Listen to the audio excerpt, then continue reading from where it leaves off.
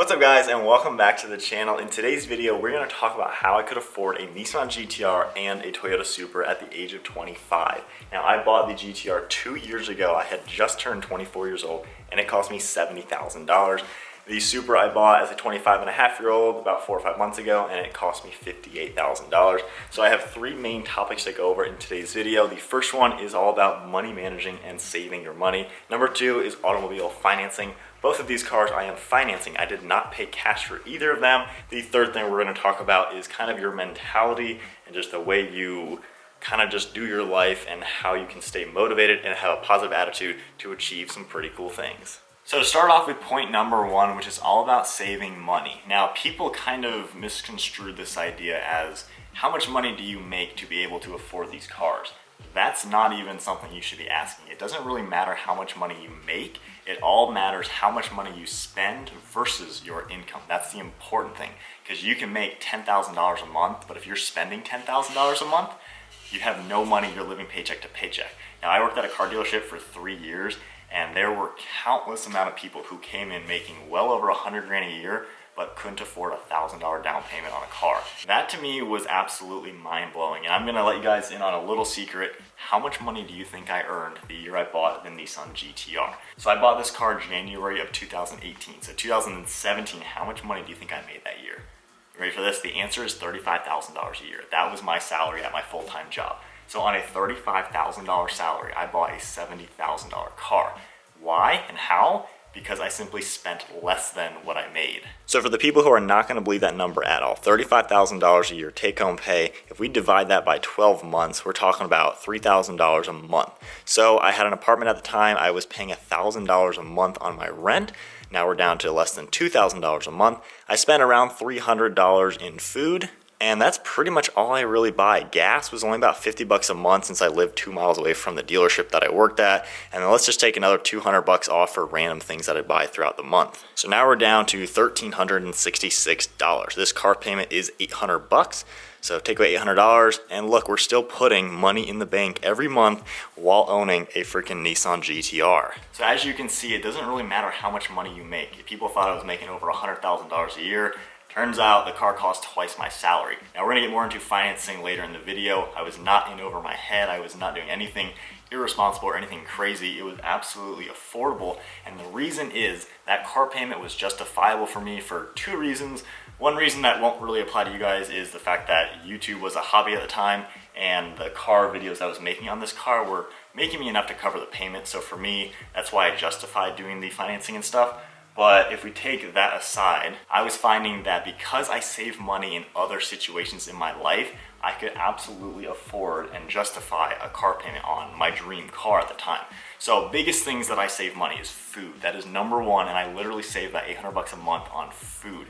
Why? Is because I cook all my own meals. I make my breakfast. I literally only drink water. I make my lunches. I make my dinners. Every single thing I eat, I make at home. I buy the ingredients at the grocery store, and I make everything in my house. I was always the kid who had a lunchbox going to school. From elementary school, middle school, high school, college, the 3 years I had a full-time job, I always packed a lunch. And I want to thank my mom for that, because she was the one who packed my lunch when I was a little kid. And then of course, middle school and up, I started packing my own lunch.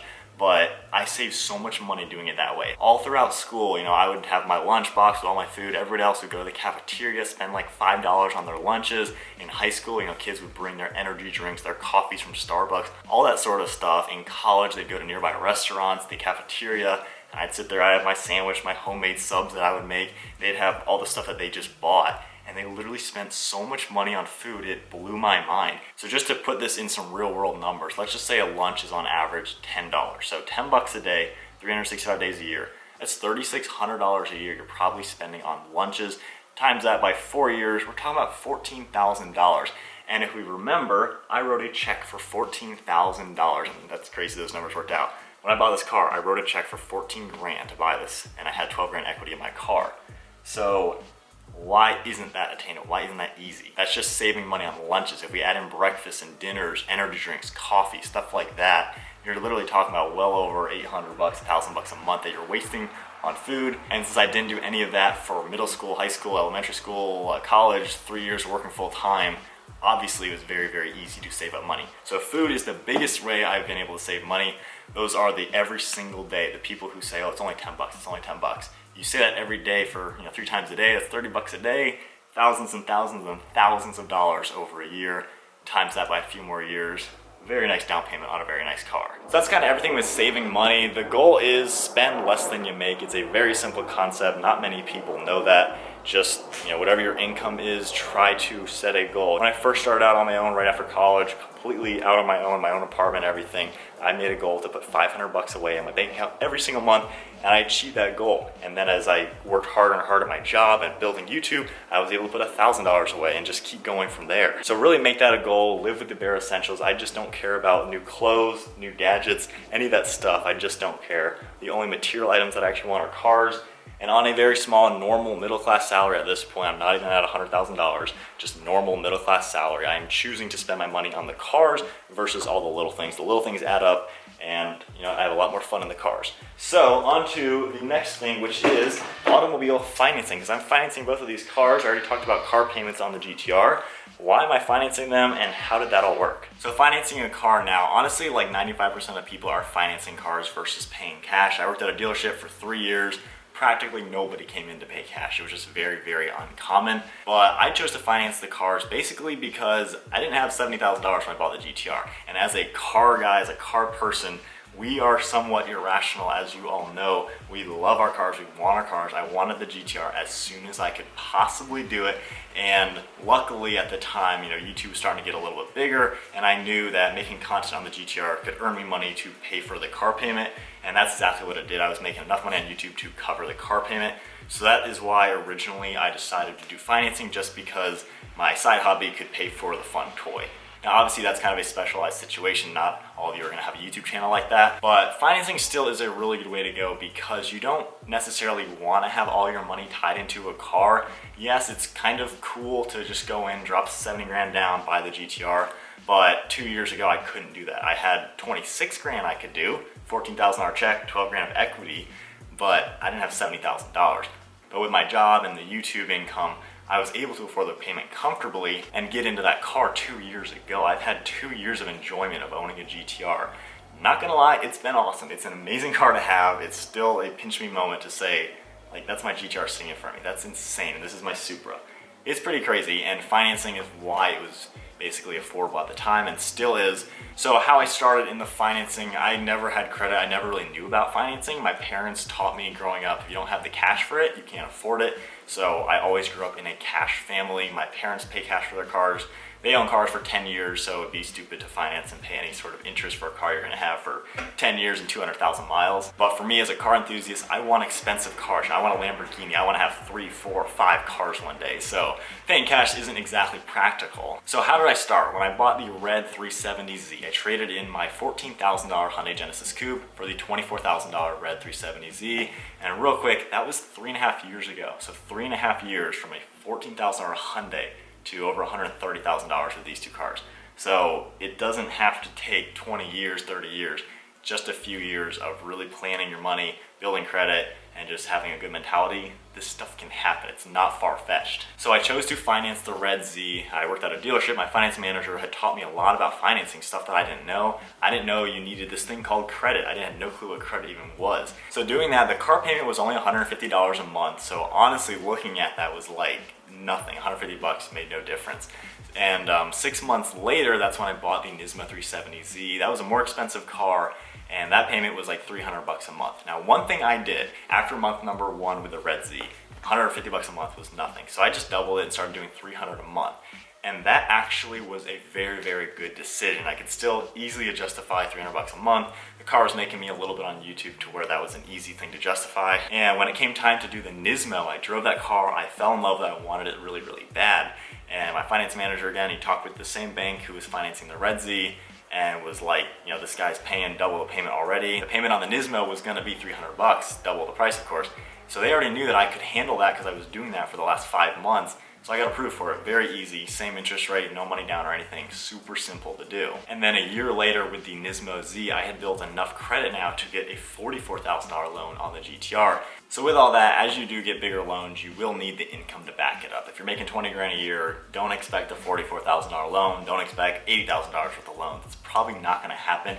You have to have the income or the debt to income ratio to where it makes sense from the bank side, because they're giving you the money. They need to know that you can actually afford these payments and you actually have some money. And also, very importantly, they were able to see my down payment. I was putting $26,000 towards the purchase of the GT-R. So from the bank's perspective, a $70,000 car, I already own 26 grand of it. They're only gonna own $44,000 of it. So for them, that's actually not that much risk, because if I stop doing my payments and completely bail out and they take the car back, they're gonna sell it easily for over $44,000. They'll sell it for 60 grand at auction, make all their money back and then some. So for them, that's not really that high risk. So if you are financing a more expensive car, the bank wants to see you have skin in the game. Just start with a $10,000 loan, do that for a whole year, and try to make more than your car payment. If it's 150 bucks, which is probably around what it'll be, try to make a $200 to a $300 car payment just to pay it down sooner. And in 1 year from then, trade it in for the next car that's a little bit more expensive, take out something like a $20,000 loan,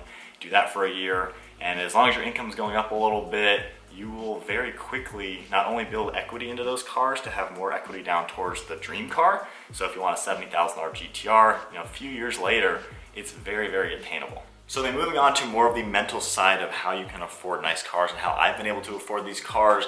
Basically, the two biggest things on that are not to chase the money and then have a positive attitude. So positive attitude, pretty self-explanatory.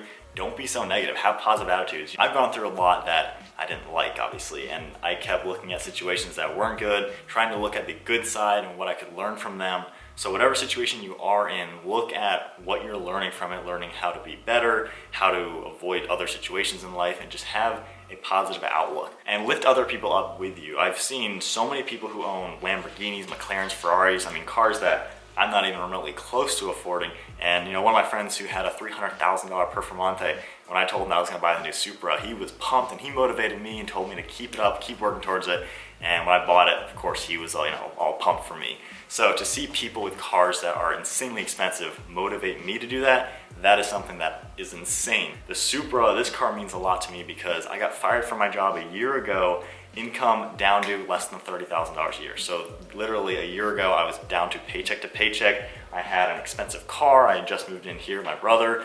My expenses were barely getting paid. It was a tough time. 2019 was a rough year, and all I did was focus on my goals of building my business. We do YouTube, we work for other companies doing marketing for them. And by the time the Supra got here, I was back to normal and I could afford the car, which was insane. So this car means a lot to me because that is just that negative situation where everything kind of went away. You're down to square one again, but working your hardest to build your way back up. It was pretty cool. The next thing kind of on top of that is don't chase the money. So here's my analogy for chasing money. So my dog Maddie, super crazy, silly puppy. She's a Labradoodle. She's 5 years old, so not a puppy anymore. Love her so much. She's a crazy dog. Think of her and her Frisbee. Now, if I chase her, like if she's in the yard with her Frisbee or running around, she will run away from me every single time. If I'm chasing her, and we're gonna use her as money. So she's the money, she's the car, she's the things you really want. If I chase her, she's running away every single time. If I go get that Frisbee though, and I have the Frisbee, she will come to me every single time. Whether I chase her with the Frisbee in my hand or if I run away, she'll always come to me. And even if I throw the Frisbee, she'll go get it and bring it back to me because she knows I'll throw it again. So the whole concept with that, and I came up with that this morning, hopefully you guys liked it, but don't chase the money, don't chase the cars. I've wasted my time doing this too, where all I fixated on was, I wanna buy a GT-R, I wanna buy a GT-R. I wanna buy a Lamborghini, that is still a goal of mine. But the more and more I fixated on, I wanna earn the money, I wanna buy the expensive car, nothing happened. I didn't start making any more money.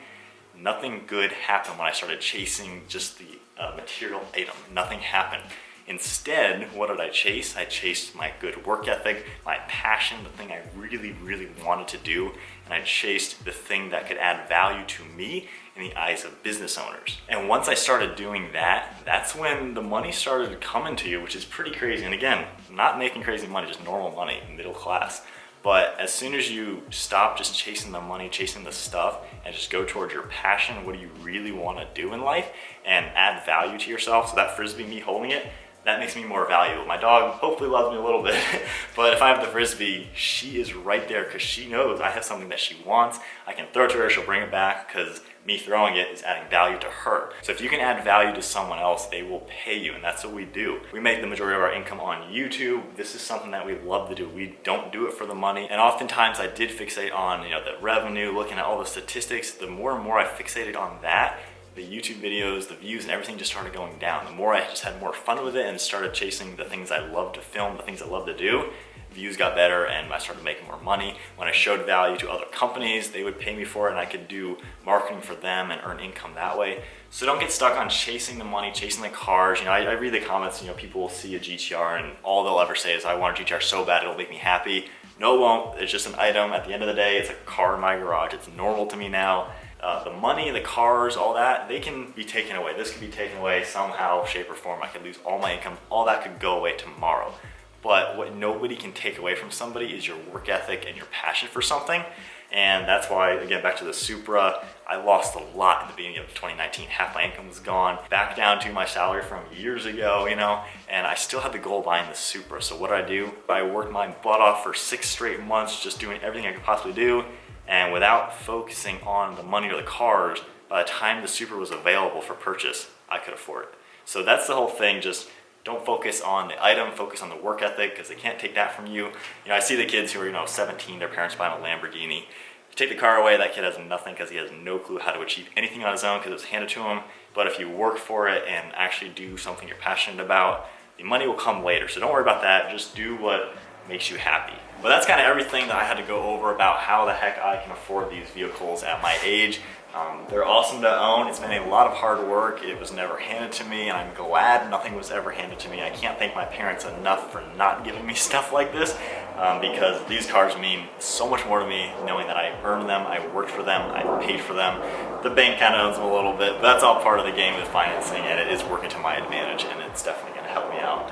But that's it for today's video. Give it a thumbs up, and we are giving away a GoPro this month. All you gotta do is comment down below and leave your Instagram as well, and we're gonna pick a random winner at the end of the month. More details in the description.